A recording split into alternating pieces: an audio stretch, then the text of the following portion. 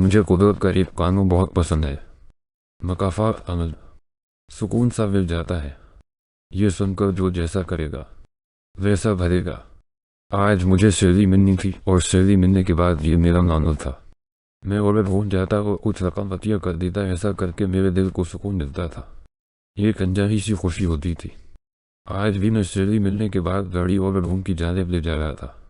मुझे आधी salary cash मिलती थी और आधी चेक के जरिए।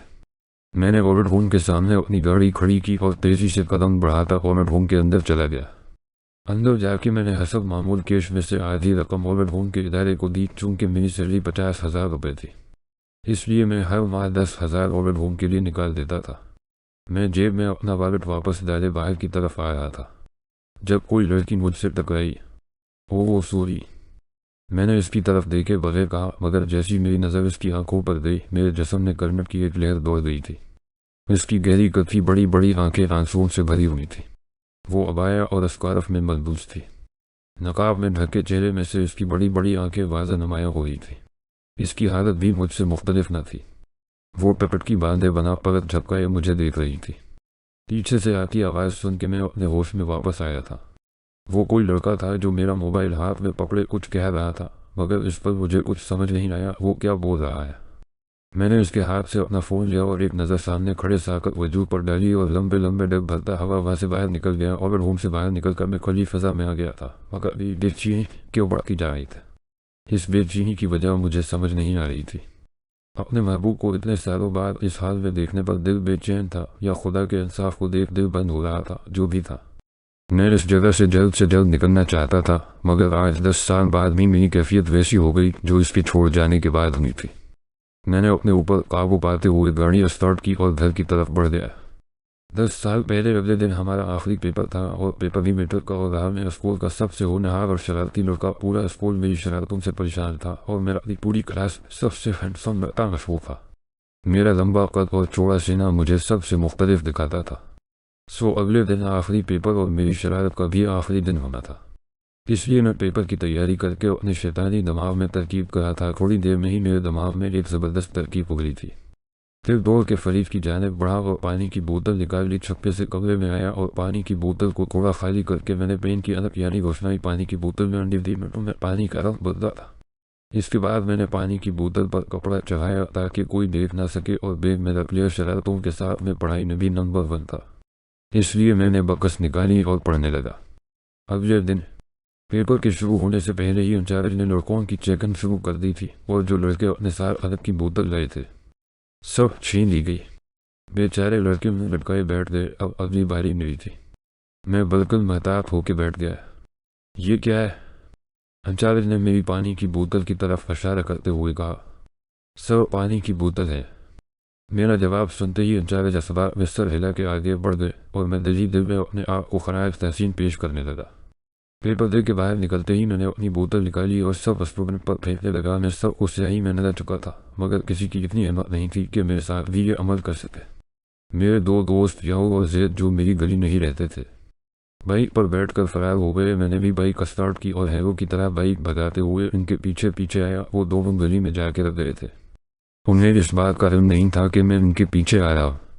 मैंने मौका का फ़ायदा उठाते ही बोतल इनकी तरफ उछाली थी, मगर मुझे अंदाज़ा नहीं था कि वो बोतल दरवाजे पर खड़ी एक लड़की पर जा गिरेगी। वो लड़की भी शहीद मेट्रिक की स्टूडेंट थी और यूनिफॉर्म में मलबूस थी। इसका कनुआ यूनिफॉर्म स्याही से ख़राब हो गया था। इसके साथ ही इसका सफ़ेद चेहरा भी काला हो गया था। जैद और यावर कभी मुझे देखते और कभी इस लड़की को देखते जो चेहरे के तासरात बिगाड़े मुझे देख रही थी और उसकी बड़ी बड़ी आंखें गुस्से में और बड़ी हो गई थी। मैंने माजरत करने के लिए एक कान पकड़ के मजलूम शक्ल बना के इसकी तरफ देखा, क्योंकि मुझे मालूम था वो नए पड़ोसी हैं जो 2 दिन पहले ही सामने वाले घर में शिफ्ट हुए हैं और मैं नहीं चाहता था नए पड़ोसियों के सामने अबू मुझे जलील करे। उसने इशारे से मुझे रुकने का कहा और अंदर चली गई। थोड़ी देर बाद ही वो वापसी दरवाजे पर आई थी। जैद और याओ हैरान कर नज़रों से उसे देख रहे थे। इसने हाथ के इशारे से मुझे करीब आने का कहा। मैं बाइक से उतरा और इसके सामने जाके पूरे एतमाद से खड़ा हो गया। इसने अपना पीछे क्या हुआ हाथ बाहर निकाला और स्याही मेरी तरफ उछाली। मेरा पूरा चेहरा और लिफाफ खराब हो गया था। अब नाफ क्या? उसने कमर पर हाथ रख के हंसते हुए कहा। उसकी हंसी कितनी खूबसूरत थी कि मैं न चाहते हुए भी हंसने लगा। मैंने अदा से बालों में हाथ फेरा और घर की तरफ बढ़ गया। एक हफ्ते बाद पढ़ाई से तो हम बल्कि ही फारग हो चुके थे। कॉलेज में एडमिशन लेने में भी टाइम था, इसलिए हम दोस्त रात देर तक गली में बैठे गपशप लगाते रहते थे। यार मैंने नोट किया है, सामने वाली हसीना बार बार अब्बास को देखती है। जब भी मैं इसकी तरफ देखता हूँ वो पीछे हो जाती है। यार की बात सुन के सारे दोस्तों की नज़र मुझ पर आ गई थी। हमें बताया भी नहीं हुआ अब्बास, रहमत ने मुंह फेरते हुए कहा था। मैं तो यार की बात सुन के हैरान था, क्योंकि इस दिन के बाद से मैंने इस लड़की पर ध्यान नहीं दिया था, क्योंकि मैं लड़कियों के चक्कर से हमेशा दूर रहना चाहता था। अरे ऐसी कोई बात नहीं है, मैंने मुस्कुरा के बात ख़त्म की थी। मैं अपने माँ बाप की एक ही औलाद था, इसलिए लाड़ प्यार तो मिलता था, मगर घर के सारे काम भी मुझे करने पड़ते। अभी मैं सो के उठा ही था जब अम्मी ने मुझे हुक्म सुनाया था, ये बिरयानी सामने वाले नए पड़ोसियों के घर में दे आओ। अम्मी ने मेरे हाथ में बिरयानी दी और मैं भूखा प्यासा उठ के सामने वालों को बिरयानी देने चला गया। दरवाज़ा ऋषि हसीना ने खोला था। वो पहले के मुकाबले में बहुत मुख्तलिफ लग रही थी। इसकी गहरी कभी आंखें धूप में और हसीन लग रही थी। उसने जोड़ा बांधा हुआ था जिसमें से कुछ आवाज़ें लटे उसके चेहरे पर गिरी हुई। गर्मी की शिद्दत से उसका सफ़ेद चेहरा लाल हो रहा था। अस्सलाम वालेकुम, उसने शाइस्तगी से सलाम किया। ये बिरयानी अम्मी ने भेजी है, मैंने नज़रें नीचे कर कहा, मगर दिल बार बार कह रहा था कि एक बार और देख ले। शुक्र अल्लाह का, वरना मैंने तो भूख से मर जाना था, उसने मासूमियत से कहा था। मेरी आंखें ना चाहते हुए भी इसके चेहरे का तवाफ करने लगे। ऐसा मेरे साथ पहली बार हुआ था। कोई लड़की मुझे इतनी हसीन लग रही थी। मैं इसकी बात का जवाब दिए बगैर वापस घर पर आ गया। इस दिन के बाद मेरा इससे सामना नहीं हुआ था और न ही मैं इसके घर किसी काम के लिए गया, क्योंकि मेरा दिल बगावत करना शुरू हो गया था और मैं इस रास्ते पर चलना नहीं चाहता था।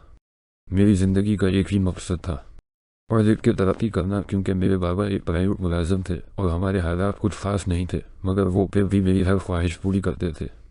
कहने को मैं 19 साल का था, मगर मुझ पर अब तक जिम्मेदारियाँ नहीं डाली गई थी। मौसम सुबह से खुशगवार था। हम दोस्त शाम में गली में बैठे कैरम खेल रहे थे, जब सामने वाले घर से चीख पुकार की आवाज़ गूंजी। फिर मेरे मुंह से बेसाख्ता का निकला और मैं इस हसीना के घर की तरफ भागा। शोर शराबा सुन के लोग अपने घर से बाहर आ गए थे। इत्तेफाक से घर का दरवाज़ा खुला हुआ था। मैं फौरी तौर पर घर में दाखिल हो गया था। सामने का मंजर देखकर मेरी हालत गैर हो गई थी। वो हसीना नीचे फर्श पर पड़ी हुई थी और फर्श पर खौफ फैला हुआ था। इसकी माँ और छोटी बहन होते हुए उसको उठाने की कोशिश कर रही थी, मगर वो बेसुध आंख बंद कर पड़ी हुई थी। मैंने हिम्मत की और आगे बढ़कर इस हसीना को गोद में उठाया और बाहर निकल गया। इसकी माँ भी मेरे साथ साथ थी।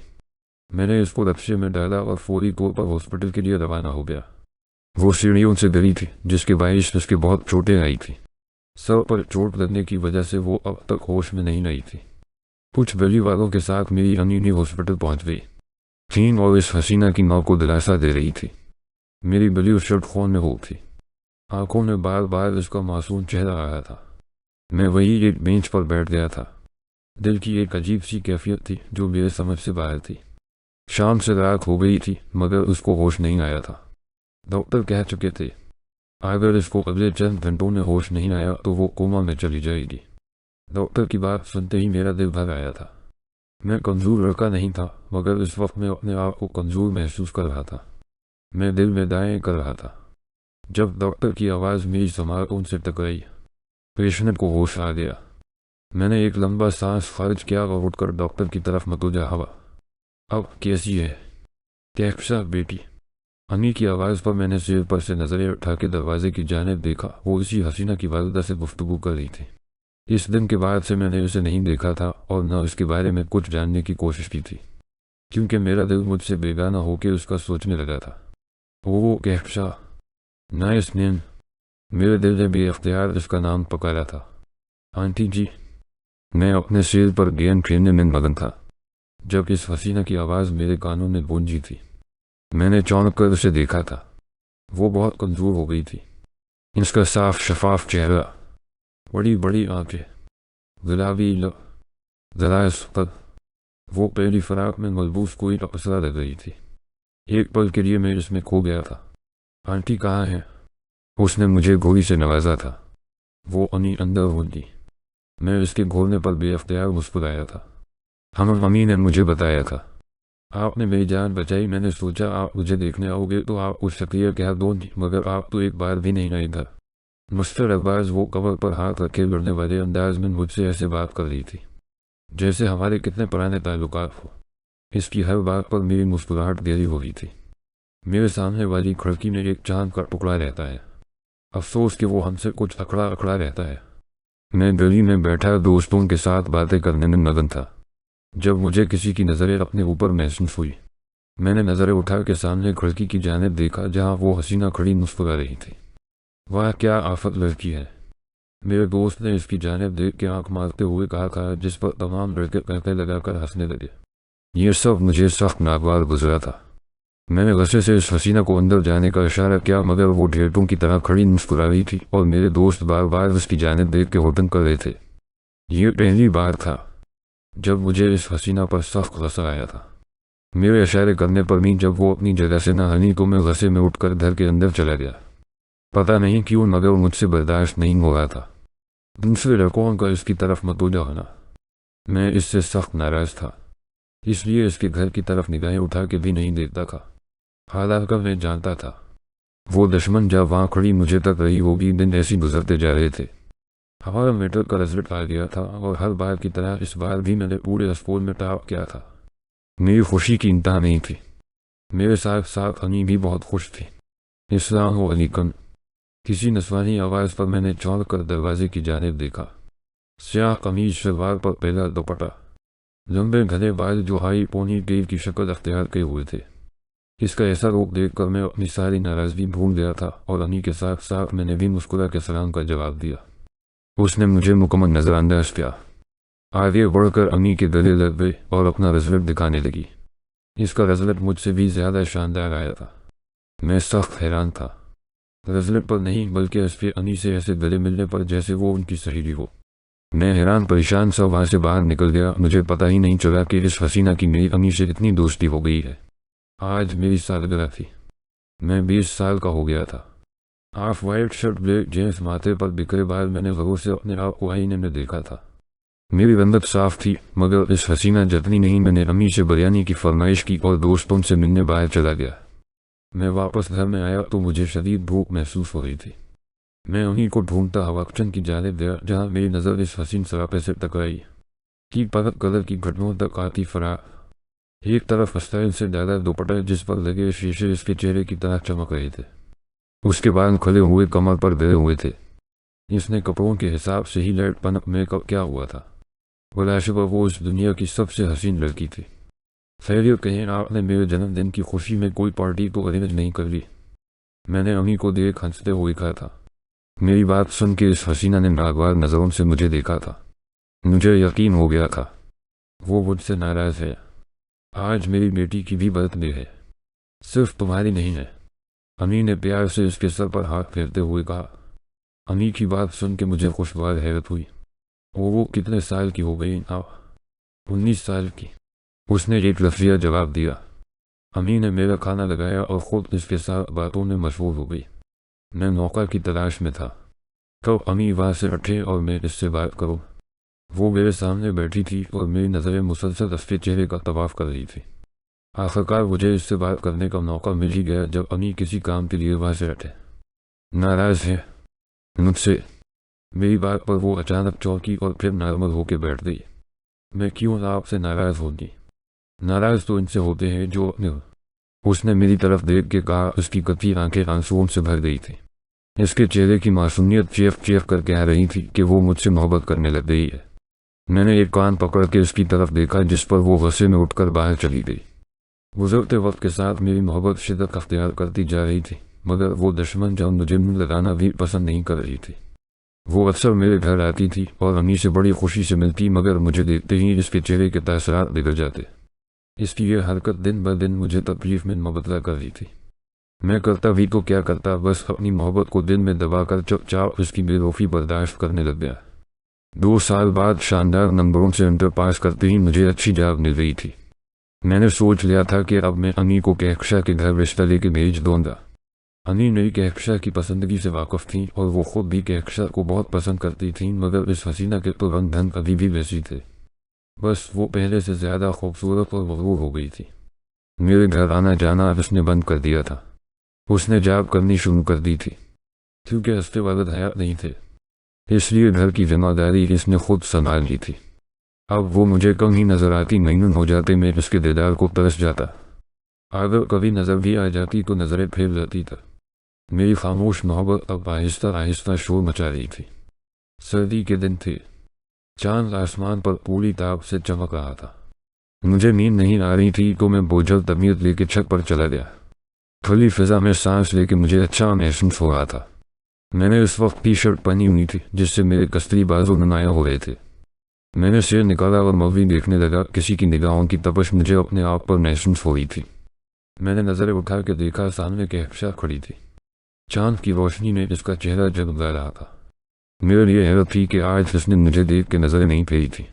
मैंने फ़ोन बंद किया और चलते हुए कॉर्नर पर जा खड़ा हुआ। कैसे हो?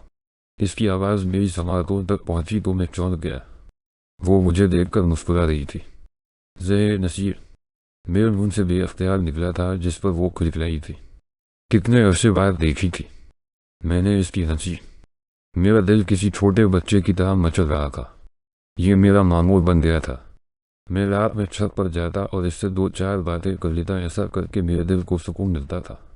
वो मेरी ख्वाहिश से ज़रूरत बन गई थी। उसने मुझे अपना फ़ोन नंबर भी दे दिया था। मैंने सोच लिया था कि मैं जल्द ही अपने जज्बात का इजहार कर दूंगा और ये इजहार छत पर खड़े होकर करना मुमकिन नहीं था। इसलिए मैंने कॉल पर बात करने का फैसला किया। रात को वो दुश्मन जब वक्त पर छत पर पहुंच चुकी थी। मैंने नज़र भर के उसे देखा और उसके नंबर पर कॉल मिलाई। उसने फौरी तौर पर कॉल रिसीव की थी। अस्सलाम वालेकुम, कैसी है? मैंने उसके चेहरे की तरफ देखा और बात जारी की। वो बात बहुत शाइस्तगी से कर रही थी। आखिरकार मैंने उसे अपने दिल की बात बता दी थी और मेरी खुशी की इंतहा नहीं थी जब उसने कहा कि वो भी मेरे लिए ऐसे ही जज्बात रखती है।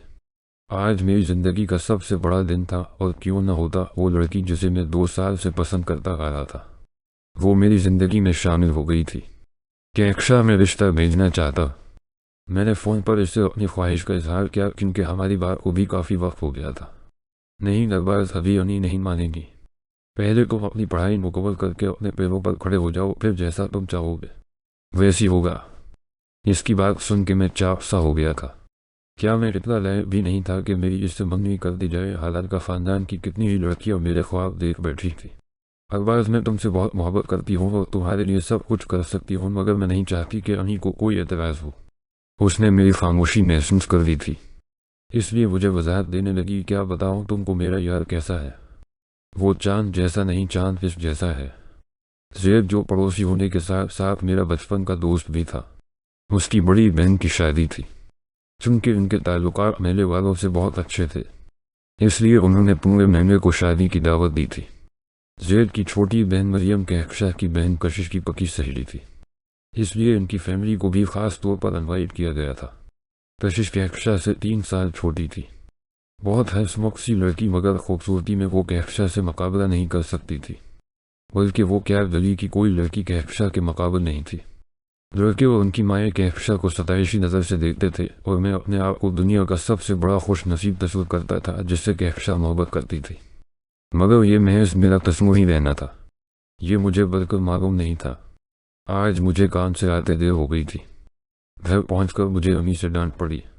अबू की तबीयत कुछ ठीक नहीं थी, इसलिए अम्मी और मैंने ही शादी में जाना था। ब्लैक शर्ट पर ब्लैक जींस मेरी वजाहत बढ़ा रही थी। मैंने जेल से बांध सिट के परफ्यूम को भरपूर तरीके से अपने ऊपर छिड़काव करने के बाद मैं जाने के लिए निकल गया था। बड़े और शानदार बैंक्वेट के आगे मैंने अपनी बाइक रोकी। बैंक्वेट के बाहर ही ज़ेब और मेरे चंद दोस्त खड़े थे। ज़ेब ने मुझे इशारे से सलाम किया। मैंने उसे इशारे में ही सलाम का जवाब दिया। अम्मी को बैंक्वेट के अंदर जाने का कहकर मैं बाइक साइड में खड़ी करने चला गया। बाइक खड़ी करके मैं जैसी बैंक्वेट की जानिब बढ़ा, मुझे रफ्शे में से उतरता हवा वो खूबसूरत सरापा दिखा। इसने गोल्डन कलर का लहंगा पहना हुआ था। नाजुक सा नेकलेस हस्फी सराहीदार गर्दन को मजीद नाजुक बना रहा था। स्याह घने बाल कमर कर गिरे हुए थे, बड़ी बड़ी कती आंखें। मैंने दिल पर हाथ रखा था। क्या वो सच में इस दुनिया की सबसे हसीन लड़की थी या बस मुझे लगती थी? इस बात का जवाब मुझे कुछ देर में मिलने ही वाला था। मैं धीरे धीरे कदम बढ़ाता उसकी जानिब बढ़ने लगा। वो दुश्मन जब तेजी से बैंक्वेट के अंदर चली गई थी, मेरी नज़र उसकी बहन कशिश पर पड़ी। वो पकड़की बांधे मुझे ही देख रही थी। इसकी नज़रों में कुछ खास था, कुछ जज्बात जिन्होंने मुझे उसकी तरफ देखने पर मजबूर कर दिया। मैंने पहले भी उसे देखा था मगर कभी गौर नहीं किया।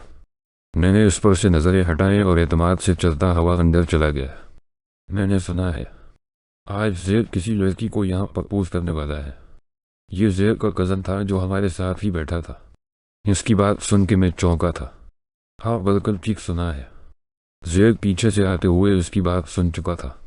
वो स्याह रंग करते शलवार में मलबूस था जिसके ऊपर उसने स्याह वास्कट पहनी हुई थी। कौन है वो खुश नसीब? मैंने उसके चेहरे को बगौर देखते हुए कहा। हमारी गली में रहती है। अच्छा नाम क्या है? नोतरमा का। नाम नहीं बता सकता, ये सरप्राइज है। मेरी बात सुन के ज़ैद ने इस तरह से कहते हुए अपने बालों पर हाथ फेरा। अच्छा कुछ इशारे ही दे दो, हम कौन सा किसी को बता देंगे। इस बार रियाओ में बात छिड़ी थी। चलो तुम लोग क्या याद करोगे? इसके नाम का फर्ज अल्फाबेट के है और वो मेरी ही नहीं मेरी अम्मी और बहन को भी बहुत पसंद है, बल्कि इनकी पक्की सहेली है। वो यानी कशिश। मैं दिल में सोच के मुस्कुराया था। वो दुश्मन जब कशिश के साथ इधर उधर टहल रही थी। मैं मौका की तलाश में था कि कब कशिश वहाँ से हटे और मैं कहकशा से बात करूँ। आखिरकार मुझे मौका मिल ही गया। कशिश अपनी दोस्त के साथ आगे पीछे हुई थी। जब मैं कहकशा के सर पर पहुंचा था, कैसी हो जान जहाँ, मैंने उसकी हसीन आंखों में झांकते हुए कहा था, जिस पर वो नज़ाकत से हंसी थी। बहुत प्यारे लग रहे हैं। आ इसने मेरी तरफ देख मोहब्बत से कहा। ये मेरे अल्फाज हैं जान, लबाज आप उन्हें नहीं ले सकती। मेरी बात सुन के वो शर्मा गई थी। मुझे अम्मी बुला रही है, मैं जाती हूँ। उसने मुझसे नज़रें चुराई और फनूर की जानिब चल दी। मैं वापस दोस्तों में आके बैठ गया। रुखसती हो चुकी थी मगर ज़ैद ने मेहमानों को थोड़ी देर रुकने के लिए बोला और वहाँ से गायब हो गया। थोड़ी देर में बैंक्वेट की लाइट साफ हो गई थी। रोशनी का हल्का सा दायरा बीच में नमूदार हुआ था जिसमें ज़ैद खड़ा दिखाई दिया, जिसके हाथ में माइक था जिसकी आवाज़ पूरे बैंक्वेट में गूंज रही थी। गाइस, आज मैं आप लोगों के सामने अपने दिल के बादशाह को अपने जज्बात से आगाह करना चाहता हूँ। मैं बताना चाहता हूँ कि वो हसीना मेरे दिल व दिमाग पर कब्जा की हुई है। इसके बगैर ज़िंदगी बहुत फीकी लगती है। वो लड़की है कहकशा, वो मेरी नहीं। कहकशा रहमान। मैं मुस्कुरा के ज़ैद की बात सुन रहा था मगर कहकशा का नाम सुनते ही मुझे 120 वाट का झटका लगा था। रोशनी का हल्का सा दायरा कहकशा पर पड़ा था जिससे उसका चेहरा चांद की तरह चमक रहा था। पुलिस कहकशा एफसी पर माई नो एंड माई पर पोजर ज़ैद ने आगे बढ़कर घंटों के बाद कहकशा के कदमों में बैठकर सुर्ख गुलाब पेश किया था। रोशनी के दो दायरे मिलकर एक हो गए थे। कैसे तो कहकशा का भी नाम आता है। मैं कैसे भूल गया। जब वो मुझे पसंद हो सकती है तो ज़ैद को क्यों नहीं। मैंने गुस्से से अपनी मिर्चियाँ बेची थी। नो वे, आई कांट लो। इससे पहले मैं आगे बढ़कर कुछ करता। कहकशा की आवाज़ माहौल में गूंजी थी। ज़ैद हका बका खड़ा कहकशा को देख रहा था। कोई बात नहीं कहकशा, प्यार भी हो जाएगा। तुम ऐसे इनकार नहीं कर सकते, आखिर क्या कमी है मुझ में? ज़ैद ने टूटी हुई आवाज़ में कहा था। कहकशा के रिजिकट ने उसे भरी महफिल में रसवा कर दिया था। मैं किसी और से मोहब्बत करती हूँ, कहकशा कहते हुए बाहर निकल गई थी। इसके पीछे कशिश और उसकी वालदा भी हैरान परेशान बाहर चली गई। किसी को भी कहकशा और मेरे ताल्लुक का नहीं पता था, इसलिए कहकशा की बात सुन के सब हैरान हो गए थे। उस वक्त मुझे फ़ख्र हुआ था अपनी मोहब्बत पर और अपने महबूब पर। घर पहुंचकर अम्मी ने सबसे पहला सवाल यही पूछा, कहकशा जिस लड़के से मोहब्बत करती है वो तो ही वो ना? अम्मी के इस तरह तशवीश पर बोलने पर मेरे दिल की धड़कनें बेतरतीब हुई थी। जी अम्मी, आपको तो पता है। आप ऐसे क्यों पूछ रही हैं? नहीं, बस ऐसी मैंने देखा है। कहकशा में बहुत तब्दीली आ गई है। पहले तो घर भी आती जाती थी, मुझसे अच्छे से मिलती थी मगर अब सलामदार तक महदूद हो गई। अम्मी की बात से मैंने इत्तेफाक किया क्योंकि इसका ये बदलाव मैं भी नोट कर चुका था। खैर, मैंने अम्मी को एतमाद मिल गया कि ऐसा कुछ नहीं है। आप किसकी तरफ से बदमान नहीं होना। क्या हुआ मेरी हसीना को? कहकशा की बुझी हुई आवाज़ सुन के मैंने पूछा था, जबकि मैं जानता था इसका मूड आज शादी में होने वाले तमाशे की वजह से ख़राब है। कुछ नहीं, ये ज़ैद अपने आप को समझता क्या है? इसकी हिम्मत कैसे हुई मुझे सब के सामने प्रपोज करने की? उसकी आवाज़ में शदीद गुस्सा था। हमन बोला तो मुझे भी लगा बहुत दिल तो कर रहा था। ज़ेर का गिरबान पकड़ दो मगर तुम्हारी इज्जत की खातिर काबू करके खड़ा रहा। मैंने हंसते हुए कहा था, अरबाज, मैं आपको दिल से चाहती हूँ, आपके सिवा किसी का सोच भी नहीं सकती। इसकी मोहब्बत जताने पर मेरा दिल को अंदर तक सुकून पहुँचा था। अरबाज बेटा, आज कशिश का पेपर है, इसका रक्षे वाला नहीं आया, तुम इसको सेंटर तक छोड़ दोगे। मेरी तबीयत ठीक नहीं है और पेपर शुरू होने में कुछ ही देर बाकी है। मैं जॉब पर जाने के लिए निकल ही रहा था जब कहकशा की अम्मी ने अपनी परेशानी बयान की। इनके इस तरह रजा करने पर मैं कशिश को ले जाने के लिए राजी हो गया था, वरना कशिश का मोहब्बत का नज़रों से देखना मुझे कोफत में मबतला कर देता था। मैं अक्सर उसे नोट करता था, जितना ध्यान वो मुझ पर देने लगी थी इतना कहकशा भी नहीं देती थी। वो मेट्रिक की स्टूडेंट थी और इस वक्त यूनिफॉर्म में मलबूस थी। मैंने उसे बैठने का इशारा किया तो वो बाइक पर बैठ गई। वो कहकशा से ज़्यादा दबनी पतली थी, उसकी रंगत सानूनी थी, अलबत्ता नकोश कहकशा से ज़्यादा खड़े थे। इसने एक हाथ मेरे कंधे पर रखा और दूसरे हाथ से बेग पकड़ के बैठ गया। थोड़ी दूर जाके वो मुझसे मुखातब हुई, एक बात पूछूं आपसे, उसने धीरे से कहा। मेरे कंधे पर उसकी गिरफ्त सख्त हो गई थी। मैंने इस बात में सर हिलाया। आपको कोई लड़की पसंद है? इसके इस तरह के सवाल पर मैं चौंका था। क्या मतलब? नहीं, बस ऐसी। आइंदा के बाद मुझे इस कस्म की गुफ्तगू करने की ज़रूरत नहीं है। मेरे अकल के कहने पर उसने शर्मिंदगी से सर झुका लिया था। मैंने जानबूझकर उससे ऐसे लहजे में बात की थी क्योंकि मैं नहीं चाहता था वो मेरे लिए किसी भी कस्म की खुशफहमी का शिकार हो। कत्ल बाजार में हुक्का, फिर भी तो मेरा कातिल नहीं है। खूबसूरत बहुत है तो, लेकिन दिल लगाने के काबिल नहीं है। 2 साल बाद दिन, हफ्ते, महीने और फिर साल गुजर गए। मेरा ग्रेजुएशन हो गया था, जिसके बाद मेरी शानदार सी जॉब लग गई थी। मैं जल्द ही अम्मी को कहकशा के घर भेजने वाला था। जॉब के बाद अम्मी अबू ने फैसला किया कि अब दूसरा घर खरीद लिया जाए, मगर मेरा दिल नहीं मान रहा था। घर दूसरा लेने की सूरत में कहकशा मेरी नज़रों के सामने से हट जाती। वैसी इसकी मसरूफियत के बाइस अब बहुत कम बात होती थी। वो रात देर से घर आती थी, मगर कभी ना कभी मुझे इसकी सूरत देखने या इससे बात करने का मौका मिल ही जाता था। मैं इस पर पूरा भरोसा करता था, इसलिए शक का कभी कोई सवाल पैदा नहीं हुआ। कहकशा के घर में किसी को हमारे ताल्लुक का इल्म नहीं था और कशिश इसको तो पता नहीं खुदा ने कौन सी ढेर मिट्टी से बनाया था। वो मुझे देखने और मुझसे बात करने के बहाने ढूंढने से बाज नहीं आती थी। मैंने आखिरी बार उसको सही तरीके से जलील किया था, जिसके बाद वो बस मुझे खामोशी से देखती रहती थी। इसकी खामोश नज़रें मुझे उसके दिल का हाल बताती थी। खैर, मुझे मेरी मोहब्बत मिली हुई थी। मुझे क्या ज़रूरत थी इसकी मोहब्बत की कदर करने की? मुझे इसकी मोहब्बत की ज़रा सी भी परवाह नहीं थी। आखिरकार मैं दूसरा घर लेने के लिए राज़ी हो ही गया, क्योंकि थोड़े अरसे बाद तो कहकशा को मेरे पास आ जाना था। इसलिए इससे दूरी का तो सवाल ही पैदा नहीं होता। मैं इससे इश्क करता था और इश्क जब बढ़ता है तो दर्द का बाइस बनता है, और ऐसी कुछ मेरे साथ होने वाला था। हम नए घर में शिफ्ट हो गए थे। अम्मी अकेले काम नहीं कर सकती थी, इसलिए वो अपने हमराह कशिश को ले आई थी। मैं सख्त हैरान हुआ। अम्मी से कशिश की बिल्कुल वैसी दोस्ती हो गई थी जैसी कभी कहकशा से रहती थी। मगर एक अरसा हो गया था, कहकशा ने मेरे घर में आके झांका भी नहीं था। खैर, महबूब की हर गलती माफ़ होती है। कशिश ने बहुत तेज़ी से सारा काम समेटा था। बला शुबा वो बहुत सादा लड़की थी। रात में सब ने साथ बैठकर खाना खाया। कशिश की नज़रें मुझे अपने ऊपर मुसलसल महसूस हो रही थीं, मगर मैंने नज़र उठा के इसकी तरफ देखना पसंद नहीं किया था। अनी के कहने पर मैं बहुत बदबी से कशिश को घर छोड़ने गया था। गली के कोने पर मुझे एक कार खड़ी दिखाई दी, जिसमें से कहकशा निकल रही थी। उसकी नज़रें मुझ पर पड़ चुकी थी। मैंने कशिश को घर के सामने बाइक रोकी। कशिश अंदर जा चुकी थी, जब तक कहकशा भी चलते हुए मेरी जानिब पर पहुंची थी। कैसे हो अरबाज? उसने अजनबी लहजे में पूछा था। किसके साथ आ रही हो? मैंने उसका सवाल नज़रअंदाज के गुस्से में पूछा था। ये पहली बार था जो मैंने इससे ऐसा सवाल किया था। लेट हो गई थी, गाड़ी नहीं मिल रही थी, इसलिए दोस्त छोड़ने आ गई थी अपने डेट के साथ। मेरी बात सुन के उसने अकड़कर जवाब दिया और अंदर चली गई। मैं कदरे मतमन हो गया था। हमारा न्यू घर बहुत खूबसूरत था।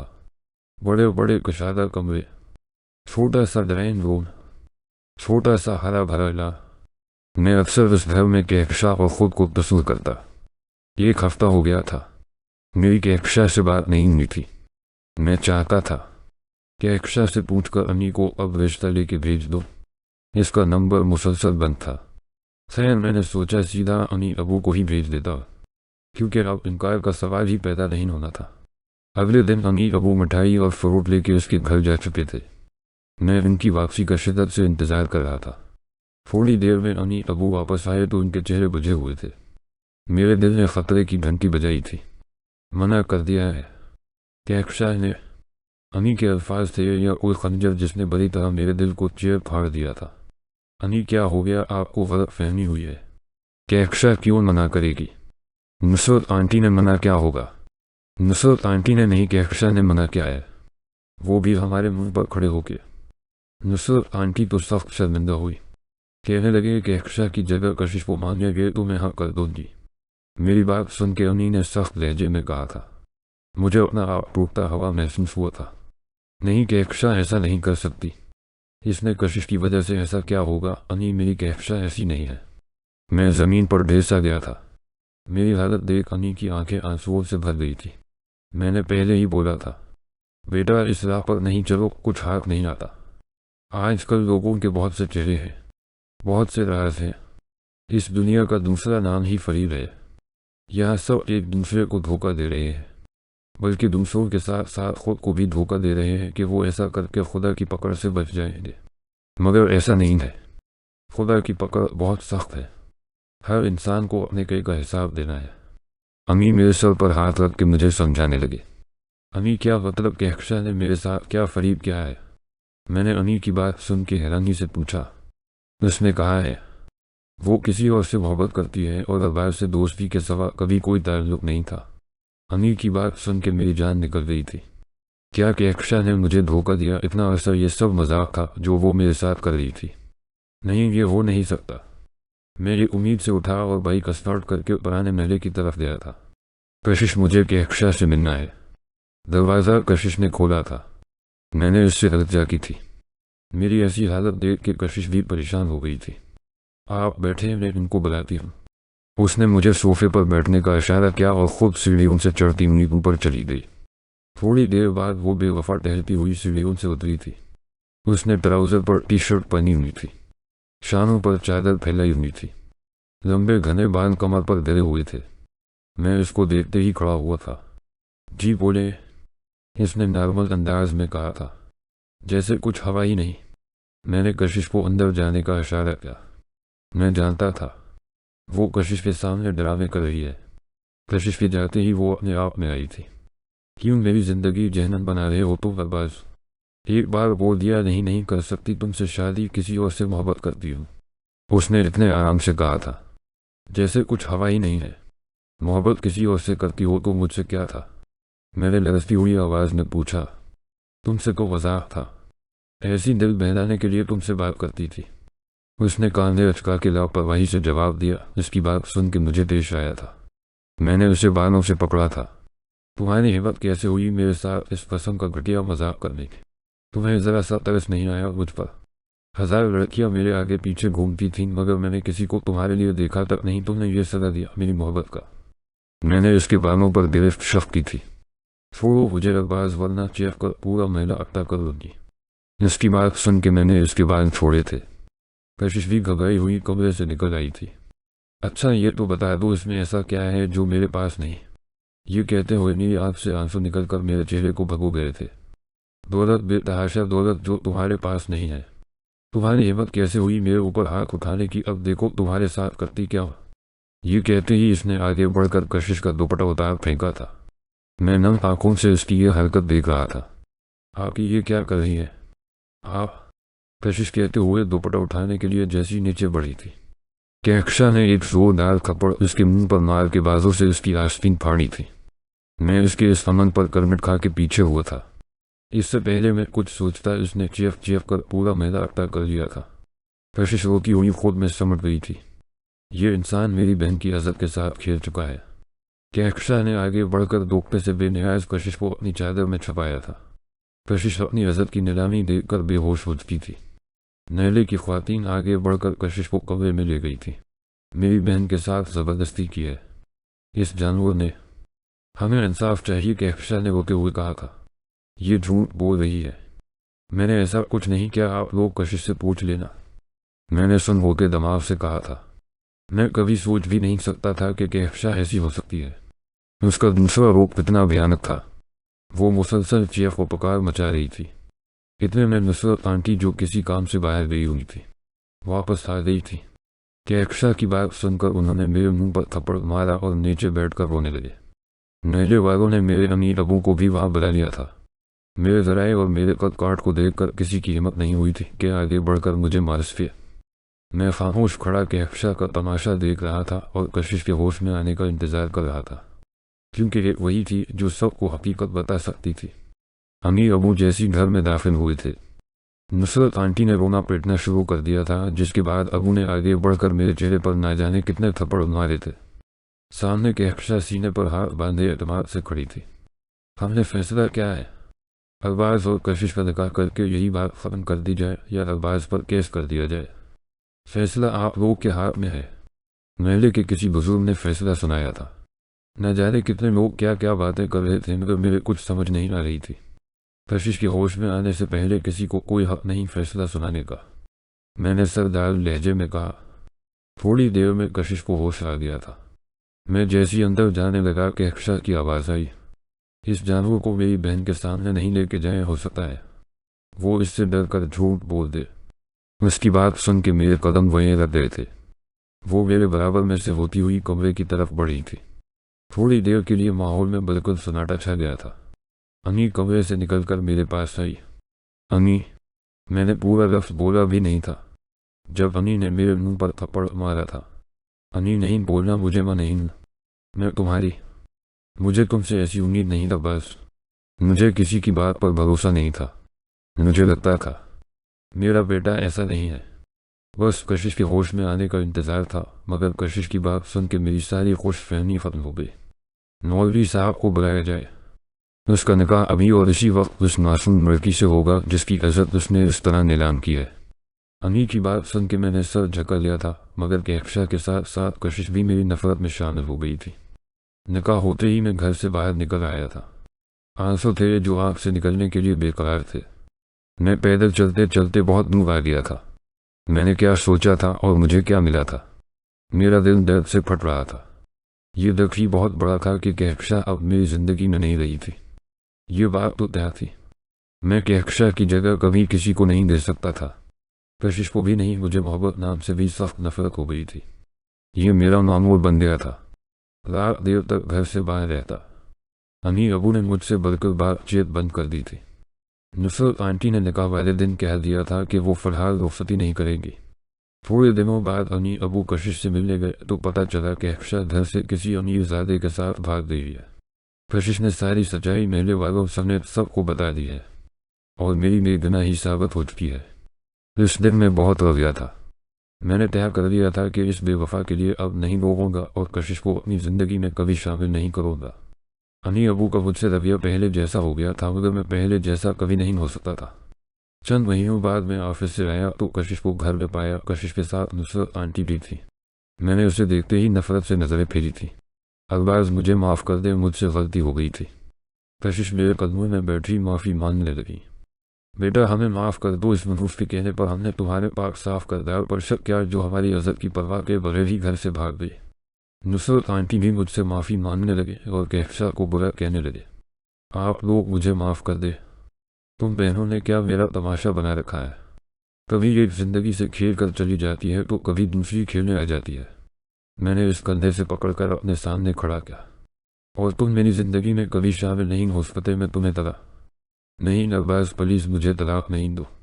मैं आपसे बेइंतहा मोहब्बत करती हूँ। कशिश ने मेरी बात मुकम्मल होने से पहले जोरदार चीख मार के कहा था। ठीक है, तलाक नहीं चाहे ना बैठे रहो मेरे नाम पर, मगर कभी मेरी नज़रों के सामने नहीं आना, जान से मार दूंगा तुम्हें। मैंने उसे गुस्से से धक्का दिया और कमरे में चला गया। 1 साल बाद, बेटा इसको माफ़ कर दो, इसकी गलती नहीं है। इसने मुझे बताया था कि कहफशा ने उसे धमकी दी थी कि अगर कशिश ने सबको सच बता दिया तो वो तुम्हें नुकसान पहुंचाएगा, इसलिए उसे सबको झूठ बोलना पड़ा। इसको घर ले आओ बेटा, बहुत अरसा हो गया है। कब तक तुम खुद तन्हा रहोगे? मुझसे तुम्हारी ये हालत नहीं देखी जाती। आखिर हम बूढ़े माँ बाप पर भी रहम करो, इस घर का सन्नाटा हमें खा जाएगा। आज पूरे साल बाद अम्मी ने मुझसे इसके मुतालिक बात की थी। इस दिन के बाद से मैंने कशिश को नहीं देखा था। अम्मी अबू खुद इससे मिलने चले जाते थे। मैं ऐसा नहीं कर सकता अम्मी, आप इससे बोल दे जब उसे तलाक चाहिए मुझे बता दे, मैं इसको आज़ाद कर दूँगा और आइंदा के बाद मैं अपने घर में इसका नाम नहीं सुनूँ, वरना मैं ये घर छोड़कर चला जाऊँगा। फिर आप रख लेना इसे यहाँ। मैं कहकर बाहर निकल गया था। अब धड़कता है सीने में मेरे वो पत्थर कोई दिल नहीं है जिसको खुदा ने तुम्हारे लिए बनाया है। तुम्हें वही मिलना है। अब इससे कोई फर्क नहीं पड़ता कि तुम किसी से मोहब्बत करते हो या कोई तुमसे मोहब्बत करता है। आज सुबह से तबीयत नासाज थी। मैं ऑफिस आके जल्दी काम निपटाने लगा ताकि घर जल्दी चला जाओ। मैंने दराज से फाइल्स निकाले और लैपटॉप खोल कर चेक करने लगा। अभी मुझे काम करते थोड़ी देर ही हुई थी जब मेरे फ़ोन की घंटी बजी। मैंने टेबल पर से फ़ोन उठाया। अनी जान स्क्रीन पर जगमगा रहा था। अस्सलाम वालेकुम जी अनी। मैं कॉल रिसीव करते ही कहा, अरबाज बेटा जल्दी घर आ जाओ। अनी की आवाज़ से लग रहा था वो वही है। अनी क्या हुआ मुझे बताएं, सब खैरियत तो है? अनी की बात सुन के मैं परेशानी से पूछने लगा, बेटा नुसरत आंटी का इंतकाल हो गया है। अभी कशिश का फ़ोन आया था, वो बहुत रो रही थी। तुम जल्दी आ जाओ, अनी बताते हुए फिर से रोने लगी थी। मैंने अनी की बात सुन के कॉल काटी और फौरी तौर पर घर के लिए निकल गया। नुसरत आंटी की अचानक मौत से कशिश को गहरा सदमा पहुंचा था। वो बुत बनी एक कोने में बैठी थी। तदफीन के बाद जब सब लोग अपने अपने घर चले गए, अम्मी मेरे पास आए। बेटा कशिश की हालत बहुत ख़राब है, हम इसे अकेला छोड़ के नहीं जा सकते, तुम कहो तो हम इसे घर ले जाएं। अम्मी ने हिचकिचाते हुए पूछा था, क्योंकि कशिश के ज़क्र पर मेरा अदावत इतना सख्त हो जाता था कि मुझे पता नहीं चलता था मैं किससे मुखातब हूँ। खैर ये वक्त कोई सख्त अदावत करने का नहीं था। कशिश का नुसरत आंटी के अलावा कोई नहीं था, इसलिए मेरे निकाह में शामिल होने की वजह से मेरा फ़र्ज़ था मैं इसको सहारा दूँ। मैंने उस बात में सर हिलाया और घर चला गया। मेरे लिए बहुत मुश्किल था कि अक्सर की बहन को अपनी नज़रों के सामने बर्दाश्त करना। उसे घर आए हुए एक हफ्ता हो गया था, मगर मेरा उससे सामना नहीं हुआ था। वो हर वक्त कमरे में बंद रहती थी। आज मैं ऑफिस से वापस आया तो मेरी नज़र सोफे पर बैठे वजूद पर पड़ी। वो पहले से भी ज़्यादा कमज़ोर हो गई थी। इसकी आंखों के गर्द गहरे स्याह हल्के थे। स्याह रंग की चादर में इसने अपने आप को लपेटा हुआ था। इसने जैसी मेरी तरफ देखा, मैं नफरत से नज़रें फेंक कर अपने कमरे की जानिब बढ़ गया। धीरे धीरे जहाँ कशिश सदमे से बाहर निकल रही थी, वहीं मेरी नफरत में मज़ीद इजाफा हो रहा था। अब वो उन्हीं के साथ घर के काम में भी हाथ बढ़ाती थी, जिसकी वजह से उसका सामना मुझसे बार बार होता था। पहले तो मैं खामोशी से नज़रें फेर लेता था, मगर अब बात बात पर उसको ज़लील करना मुझ पर जैसे वाजिब हो गया था। मैं बिल्कुल सही सोचता था। वो बहुत ही ढेर कसम की लड़की थी। मेरे नफरत करने के बावजूद वो मुझसे मोहब्बत से पेश आती थी। मेरी बात पर जवाब देने के बजाय वो खामोश रहकर सब्र के घूंट पीती थी। अनी अबू कई बार इसकी हमायत में बोल उठते थे, मगर मैं इनको भी वसा दिखा के चुप करा देता था। मैंने कोई कसर नहीं छोड़ी थी कि अक्शा के जुर्म की सज़ा कशिश को देने में। 2 साल हो गए थे कि अक्शा को मेरी ज़िंदगी से गए हुए। इन 2 सालों में एक भी रात ऐसी नहीं आई थी जब मैं सुकून से सोया हो। एक बोझ था जो दिन पर रहता था। मैं अक्सर छत पर जाके बैठ जाता। खुली फिजा में मुझे अपना आप हल्का महसूस होता था। आज भी मैं कमरे से निकलकर छत की तरफ जा रहा था जब मुझे सीढ़ियों के नीचे वाले कमरे में से रोने की आवाज़ आई। वो कमरा कशिश का था। मेरे कदम खुद ब खुद उसके कमरे की जानिब चल दिए। कमरे का दरवाज़ा खुला था। मैंने कमरे में झांका। वो जाए नमाज पर बैठी खुदा को अपनी रवायत सुना रही थी। मैं जाने के लिए पलटने लगा था। इसके मुंह से अपना नाम सुन के रख गया। या अल्लाह पाक, मेरी कोई गलती नहीं है, फिर भी अरबाज मेरे साथ ऐसा करते हैं। तो जानता है न, मैंने हमेशा से अरबाज को खलूस से चाहा है। फिर मुझे किस बात की सज़ा मिल रही है? क्या ये इस दुनिया का रवाज है कि किसी के कई की सज़ा कोई और भगते? क्योंकि अक्शा आपी की वजह से अरबाज मेरे साथ ऐसा सलूक करते हैं। या अल्लाह को अरबाज के दिल में मेरे लिए थोड़ी सी जगह बना दे ताकि मैं पूरी ज़िंदगी इनके साथ रह सकूँ। दा करते करते वो हचकियों से रोने लगी थी। इसकी बात सुन के मुझे अपनी गलती का एहसास हुआ था। मेरी कनपटियाँ दर्द से फटने लगी थी।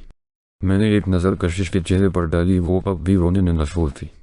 मैं उसे अक्शा की जगह तो नहीं दे सकता था, मगर मैंने सोच लिया था मैं अब मैं इससे नरमी से पेश आऊँगा। मेरे दिल से उसकी लेनफत की गहरें खुलना शुरू हो गई थी।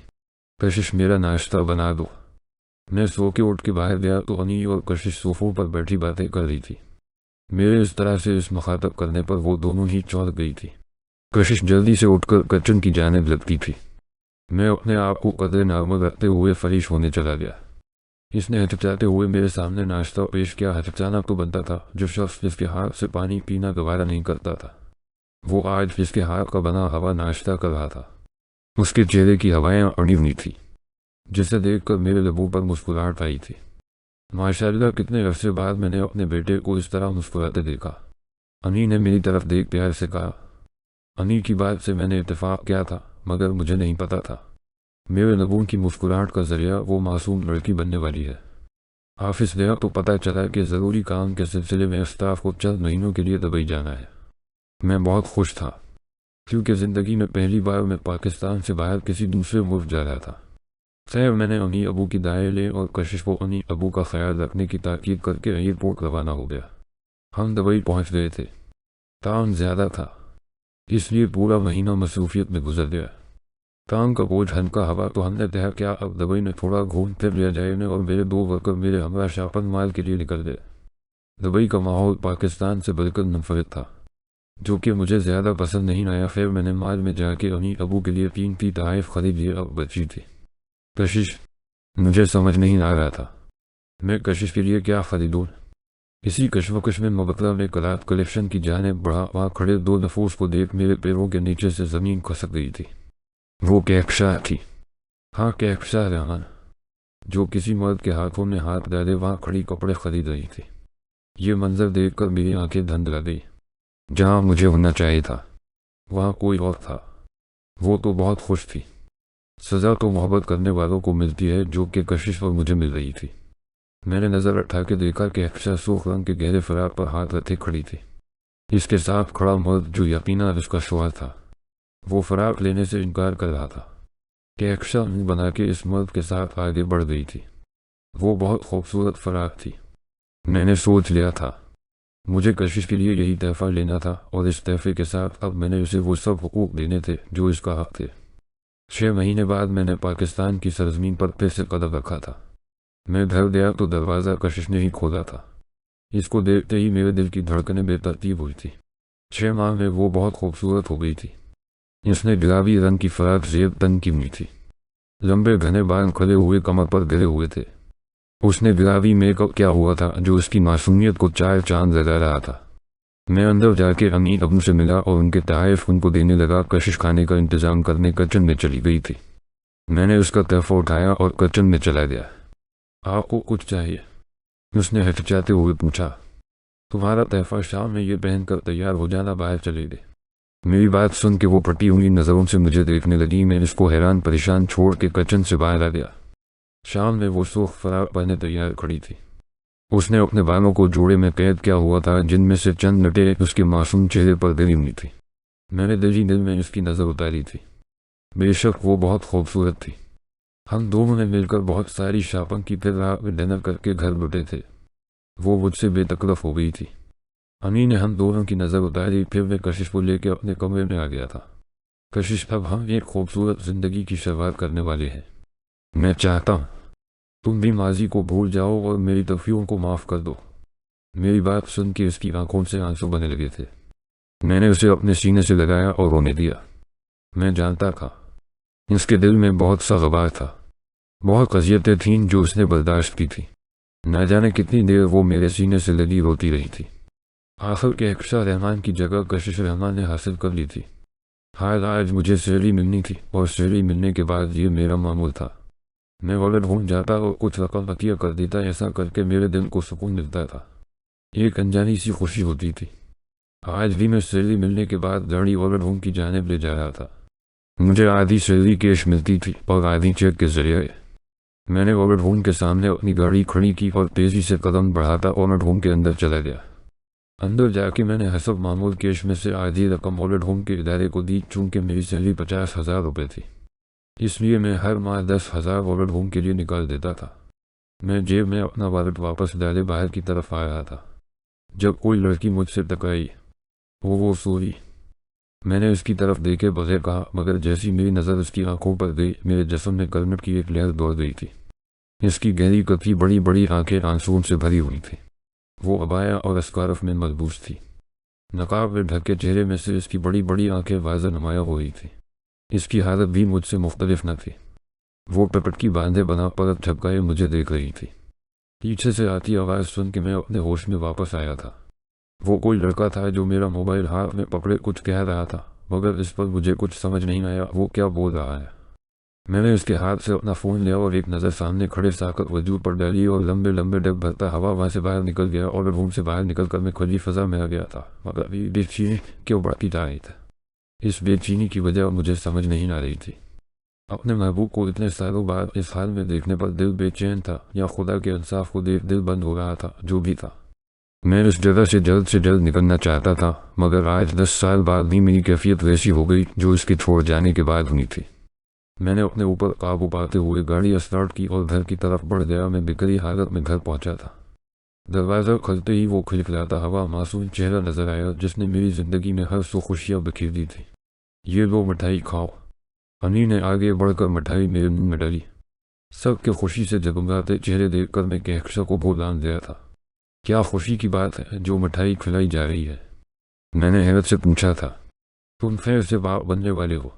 अमी की बात सुन के मैंने कशिश की जानिब देखा जो शर्मीली सी खड़ी थी।